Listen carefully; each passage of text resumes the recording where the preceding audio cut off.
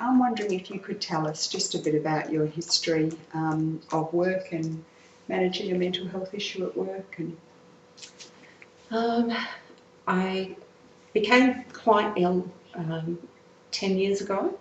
At that stage I was working as an office manager, and of course my employer and co-workers rode that acute time out with me and went through the whole diagnosis process. That's a mouthful. So they were immediately aware of what was going on with being diagnosed with a mental illness, and learnt along with me about the illness, which is bipolar. And from there I came to Geelong and worked for the local Harley-Davidson dealership, and prior to being offered the position with them, my husband works there, and the owners were aware that I have bipolar and that I was vigilant with my treatment program, and didn't hesitate to employ me, discuss with me what I would need and what they would need, what sort of involvement changes would be needed for me to work there with them. And what were the kind of changes that you negotiated with the dealership? Predominantly flexibility. I work fairly much on my own. The only day I absolutely have to show is a Wednesday, because that is payday. If I am unwell, all I need to do is make that effort to go in for at least an hour and a half, 2 hours, just to process a case. There has been, in the 4.5 years I've been there, only 2 days where I absolutely could not get in. And they went around and spoke to the staff and said, Nicci's very ill, she can't come in today. Is there any problem with her not doing your pays until tomorrow? And if there was, she would give them an advance out of the till or the petty cash to get them through with what they needed until I processed their pays, and then they'd pay her back. So, you know, even though it's critical that I was there on Wednesdays, if it was that bad, there was that fallback. They gave me that. So how many hours would you work a week? Like, what's your sort of average? It's supposed to be 25 hours a week. Of late it's been an average of about 36 hours a week. We've had a lot of new criteria placed on us by Harley-Davidson. I have had to start cutting that back because I did become ill, which they did expect, that the additional stress and pressure might make me ill. And but normally I'd say around 30 hours a week. And that's over 4 days or 5 days? Or 4 days. I work Monday, Tuesday, Wednesday and Fridays. If I find that I'm not up to working the normal hours on those 4 days, I can cut them back a bit and come in on Saturday. Or for me, I don't sleep very well of a night time, so they've set up off-site access via the computer for me, and I'm usually up 3-4 hours during the night, and I'll put a couple of hours work in while I've got nothing to do and have to be ultra quiet so I don't wake the family. That's fantastic. So you can kind of hop onto the computer at 4 a.m. and do some work, and yeah, that's when most people get their emails from me. That's great.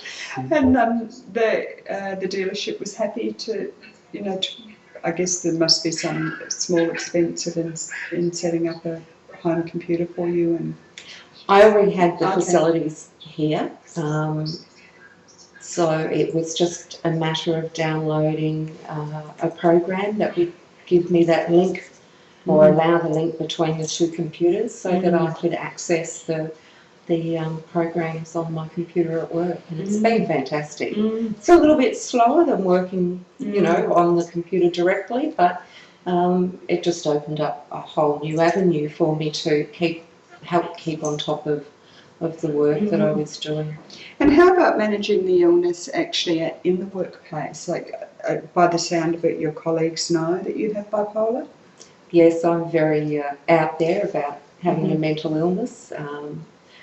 it's very important for me to be able to show people that because I'm vigilant with my medication and my treatment plan, and putting in place coping strategies, etc., that I'm just like anybody else, and I occasionally get ill. You get the flu, I just lose some control over my perspective.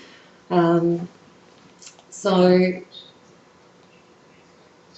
does that mean that people at work feel comfortable to chat to you about what's happening? oh, very much so.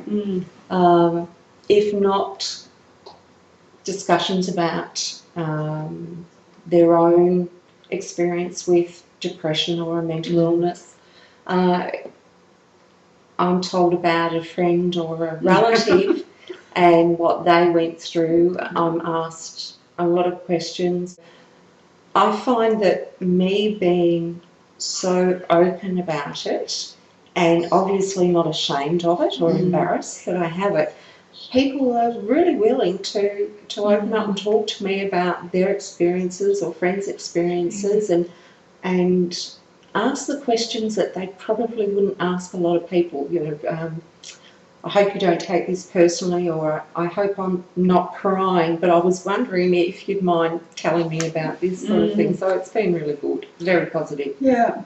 And in terms of your behaviour at work, do you think that that's ever been an issue for your colleagues or for your boss, or have there ever been difficult times for you in the workplace? Prior to Christmas, we were all under a lot of stress and morale was very low. There was a lot of discord in the workplace.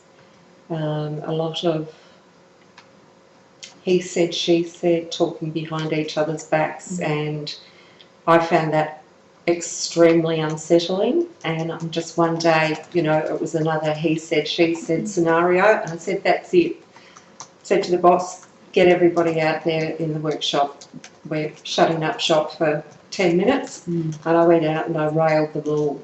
So I had a feeding from hissy fit, but I was very to the point and said, you need to talk to each other. You've got a query, you talk to each other. If you heard this, ask the person if that is true or not. But stop this running behind each other's backs and second guessing and taking gossip as fact, and sort it out, because it's only going to get worse, and people will start leaving. And funnily enough, they took notice. Yeah, I can imagine they took notice. I just tend to be a bit blunt, Yeah. but I think that's my worst behaviour. Yeah. When I have two types of hallucinations, smell and touch. And when I'm unwell, sometimes I smell things that aren't there. It's usually shit. Couldn't be something like roses or lavender or anything like that. But I will go out to people and not even realise that I'm smelling something that shouldn't be there, and say, can you smell that? That smells terrible. And they'll say no. And I think, oh, I can smell it everywhere in the shop. And Andrea will say, go and put some perfume on your nose. So they know that symptom now. They know that and they symptom. Just know the same. Yep. Yeah. And I'll just go and put like some lavender and some essential oils mixed just on the end of my nose to overpower those senses so that it's not there. And they sort of get to understand a pattern.